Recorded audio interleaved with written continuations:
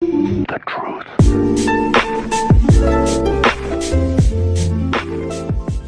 Kind of plays into smoking a pound in one night video. If you haven't seen that, go check it out because it kind of ties into it. So a lot of people are asking me, or the people who have seen the video ask me, what happened to the weed, in the money in the last story.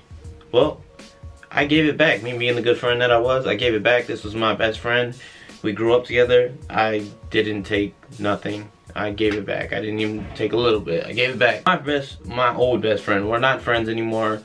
But, you know, we grew up together. Growing up, I was always not like the really good kid. I was in and out of like JDC, like that's juvenile detention centers and everything. And I ended up meeting this one guy when I was in there.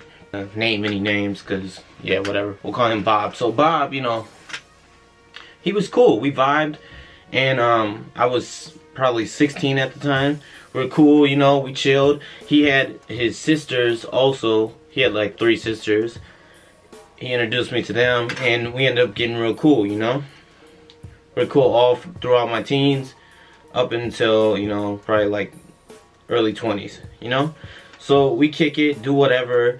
We'd run around the neighborhood all the time, getting a whole bunch of stuff. But you know, Bob, he was the type of to sell like weed and stuff, and I was more of the type. I tried selling weed, it didn't work out for me. I was the huge pothead back then, so I just liked smoking pot. I didn't like, you know, running around trying to sell it to people. It wasn't me per se, you know. And then money got tight, so I had to pick up a second job, and I had to work at Cub Foods, which I got a crazy story from Cub Foods if you want to check that out. That was my first video, so it's kind of trash, but you know, crazy story. But anyways, back on topic. I was working 2 jobs. Bob was slanging weed. That's how we were making money. Shit just got old. Like, we'd be doing the same thing. We get high. I get off work. We get high. Watch 3 movies over and over again. How High, Semi-Pro, Hancock. Those were our 3 main weed movies. Then we play PS3, you know, and order like 30 pizzas. But yeah, so that's basically what we did. And we chase women. We go to the mall and try to chase women, you know.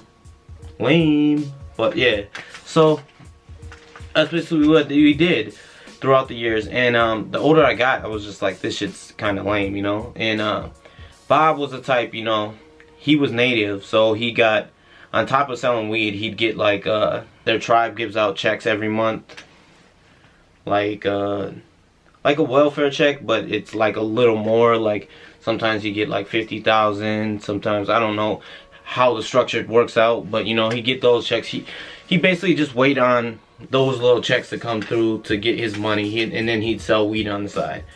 But that was basically what it is. And over the time, you know, it just got old to me. I was just like, I don't want to sit around and not do anything, you know. I don't want to hang out in the hood. The hood is, honestly, this is not the shit on anybody if you live in the hood, but hanging out in the hood all day, not doing nothing with your time is lame as fuck, you know, on the projects. And I started working more when I picked up my second job, so I didn't really have a lot of time to do anything. Mind you, barely get any sleep. And we'd either hang out, we'd be running the streets, or we'd be at my house, or hanging out at his dad's place. I don't know, I feel like we grew apart, you know. I did a lot of stuff for Bob, you know. Bob at his dad's place, I let him come stay with me, being the cool dude that I was, rent free. He didn't even have to pay any rent, you know. And then something crazy happened. I couldn't afford my place anymore. So me not being able to afford my place, you know, I'm thinking Bob will step in, you know, help me out, you know, since I was like, you know, helping him. We look out for each other. Bob finds this girl and runs off with this girl for like a couple months, and just leaves me to lose my place. I didn't get evicted, but they asked me to leave because I couldn't afford my place anymore. So that was the one red flag, you know. The other one is, I just seen lack of ambition from him. I need people in my life, you know, that are gonna push me forward. So, also Bob was going in and out of prison every couple of months, you know, because he was getting into shit. And this time I ended up dating a girl, and she didn't like him one bit. She didn't want me hanging out with him. So I kind of did. When I was dating this girl, I kind of distanced myself from him. And that's where the real gap happened. So fast forward, me and Bob would hang out every now and then. I broke up with that girl, and me and Bob started hanging out more and more, you know? Fast forward, one day, Bob comes up to my job. He's like, hey, look man, I need to use your car to move some TVs into this new place. I'm like, cool. You know what I'm saying? He's like the main one I trust, you know, because we grew up together, you know. He's cool. So I'm like, alright, come get me before I get off work. And this is why I say I have a lot of trust issues, because, I mean, I'm learning to trust more. But, so, 6 o'clock rolls by. That's the time I get off work. Bob is nowhere to be found. I'm like, oh, he's probably running a little late. So I wait. 15 minutes pass by. I call him. I say, hey, where you at? He was like, oh, he texts me back saying he's gotta go do something. Or he's on his way, but he got pulled over. I'm like, alright, cool. So 20 minutes go by. I hear nothing. I call him, he doesn't answer the phone. So I'm like, what the hell? Time keeps flying by. 30 minutes. 20 minutes turns into 40 minutes. So I asked one of my coworkers to give me a ride to my house, you know. I'm sitting at my house, you know, calling him, texting him. Bob, we'd always be together, so we pretty much knew a lot of the same people, you know. So I wait a couple hours. I talked to his sister. They said they think he went to jail. So a whole day passed by. He starts posting on Facebook talking about he's over here doing this. So I call him again. I'm like, dude, where you at with my car? Like, I need my car back. I need my car to get to work. He doesn't answer. So this is a couple days without my car. He's not answering the phone. He's posting stuff. I used to keep hats, like snapback hats. I used to wear a lot of snapbacks along the back of my window. He's posting pictures with my keys around his neck. I had a keychain, you know what I'm saying, and my snapbacks on Facebook. I'm like, what the fuck is this dude's problem? I'm ready to I'm like, what the fuck, you know, like, this is my best friend. We grew up together, you know. I'm like, what the fuck is this? What the fuck is going on?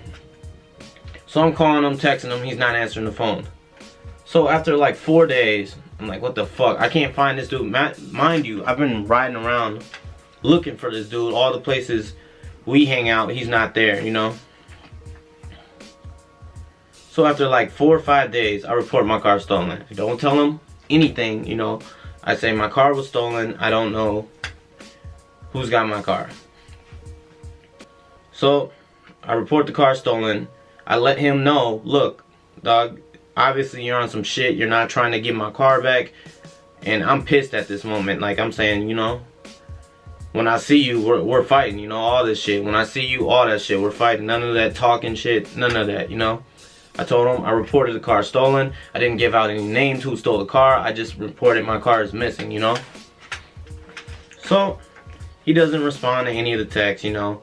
But he's still going about posting on Facebook, talking about who's got weed, just random posts, dumb shit, you know. Mind you, he posted pictures with my hat on and my keys around his neck. I'm like, this fucking guy, I'm gonna fuck this dude up so bad, you know, when I see him. Like, I'm heated, you know. I can't believe this dude did this to me after all the love I didn't show to him, you know. So, and this is why I think, you know, we started growing apart over the years, because we started hanging out less and less. Maybe he got jealous that I was trying to do something with my life instead of hang out in the hood all my life, you know, like a fucking loser. Like, cause that's not what's up, you know. If you just hang around the hood all day, I can see living in the hood, but hanging there and not doing nothing with your life is shit, you know. So anyways, like a week later, police contacted me, say they find my car. They find my car and they found him with a gun, you know. Way out in the middle of nowhere. Like far, like probably like 6 hours away from where I live. So I have to go get my car from 6 hours. I pay this girl to take me out there. We drive 6 hours out there. I used to have this was back when everybody, like a lot of people had speakers in their car. That was like popular. I think that shit's stupid now. But yeah, this is back when people had them big old speakers in their trunk, make their trunk rattle. So yeah, I get the car, my car's all trashed, my speakers are sold. We drive back, I have the girl drive me back. Like a week or two later, Bob must have got out, messages me on Facebook talking about, oh, you got me so and so amount of time. I'm gonna, if I end your life, I won't have no, some bullshit, you know what I'm saying, trying to threaten me because he got caught in a stolen car, you know, of my stolen car, you know, that I let him use out of the kindness of my heart. He tries to threaten me, so I fucking lose it, you know. I snap. I say, look, dog, you know where I work at, you know where I be at, you know where I live at, come see me anytime, you know, come up to my place, come anywhere, and come get this ass whooping, dog. Bring whatever you need to bring whatever you want, because you had me looking like a fucking fool for a whole fucking week when I showed you so much fucking love. Like, I sent him a long ass paragraph, sent you so much love, treated you like a brother, and this is how you repay me, dog? You try to threaten me, you stole my car, and you run off? Yeah. So after that, I never heard from him again, ever, you know. I haven't seen his face. I hung out with his family a little bit more because they don't live in the same place, but after that I just cut them all off, you know what I'm saying? I don't need none of that in my life. I cut everybody off, which I should have, at the time when I was dating that girl, I should have listened to that girl, because she told me that this dude is like bad news, you should stop. She didn't want me hanging out with him, but you know, I was just, you know, I grew up with him, he was my friend. And that was a real eye-opener for me, you know? Like, to see, like, someone that I was so close with just fucking turn on me, you know? But, yeah, shit happens. What can you do? So, yeah.